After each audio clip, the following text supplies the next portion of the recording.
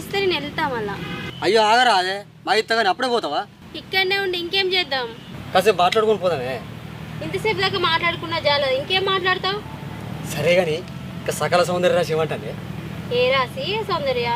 గదేనే మొగ నిడిచిపెట్టి ఇండస్ట్రీలోకి వచ్చి నేను ఏ పాత్ర ఇచ్చినా అవలీలా చేస్తా అని చెప్పుకొని తిరుగుతున్నా గదే. ఈ రోజుల్లో మొగుడున్నదే ఇంకోటి ఉంచుకుంటాంది, అదే పోతే నాకేం తెలుసు? గింతి పియ్యపిన నీకు అర్థమవుతలేదానే?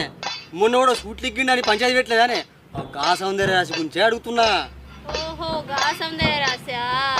అది అందరితో లింకులు పెట్టుకుంటుంది, తేడాస్తే పంచాయతీలు పెట్టిస్తుంది. పంచాయతీ దాకా వచ్చిందే.